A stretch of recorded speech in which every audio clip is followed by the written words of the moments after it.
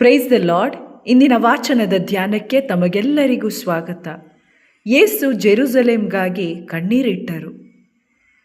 ಯೇಸು ಸ್ವಾಮಿ ಜೆರುಸಲೇಮ್ ಆ ಪಟ್ಟಣಕ್ಕಾಗಿ ಕಣ್ಣೀರಿಡೋದನ್ನು ಇಂದಿನ ವಾಚನದಲ್ಲಿ ನಾವು ನೋಡ್ತೇವೆ.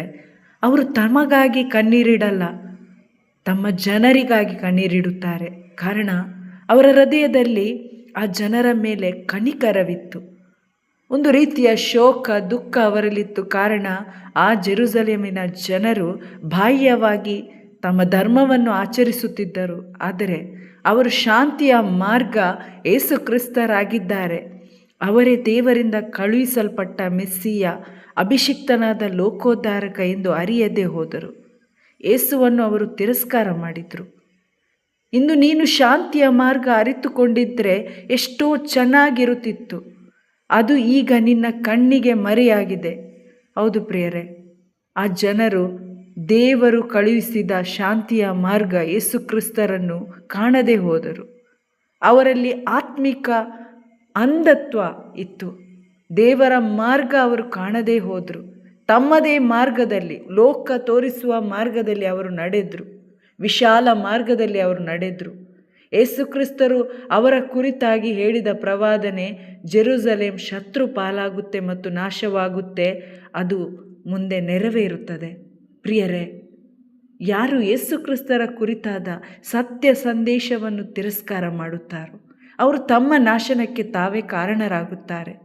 ದೇವರ ಜೊತೆಗಿನ ನಿತ್ಯ ನಿರಂತರವು ಜೀವಿಸುವ ಸೌಭಾಗ್ಯ, ಜೀವೋದ್ಧಾರವನ್ನು ಯಾವಾಗ ನಾವು ಶುಭ ಸಂದೇಶವನ್ನು ತಿರಸ್ಕರಿಸುತ್ತೇವೋ ನಾವೇ ನಮ್ಮ ಜೀವೋದ್ಧಾರವನ್ನು ನಷ್ಟಪಡಿಸಿಕೊಳ್ತೇವೆ.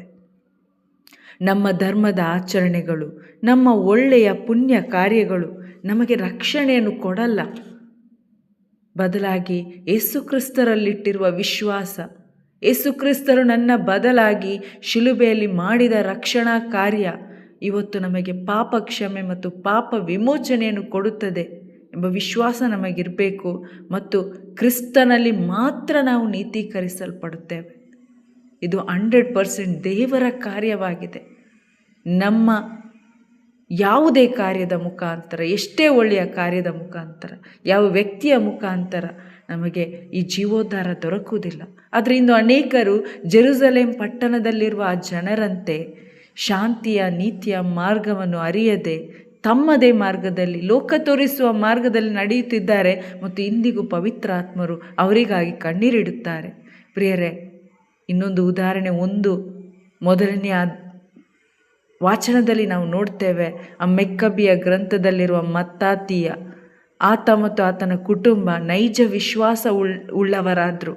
ಅಲ್ಲಿರುವ ಅರಸ ದೇವರ ಮಾರ್ಗವನ್ನು ತೊರೆದು ತಾನು ತೋರಿಸುವ ಲೋಕದ ವಿಶಾಲ ಮಾರ್ಗ, ಲೋಕ ಸುಖ ಸಂಪತ್ತನ್ನು ಅನುಭವಿಸುವ ಆ ಒಂದು ಪರೀಕ್ಷೆಗೆ ಅವರನ್ನು ಗುರಿಪಡಿಸಿದಾಗ ಆತ ದೇವರ ಮಾರ್ಗದಲ್ಲಿ ನಾವು ನಡೆಯುತ್ತೇವೆ, ಅದರಿಂದ ಎಡಕ್ಕಾಗಲಿ ಬಲಕ್ಕಾಗಲಿ ಹೋಗಲ್ಲ ಎಂಬ ದೃಢ ನಿರ್ಧಾರವನ್ನು ಆತ ತೋರಿಸಿದ, ಆತನ ನೈಜ ವಿಶ್ವಾಸ ತೋರಿಸಿದ.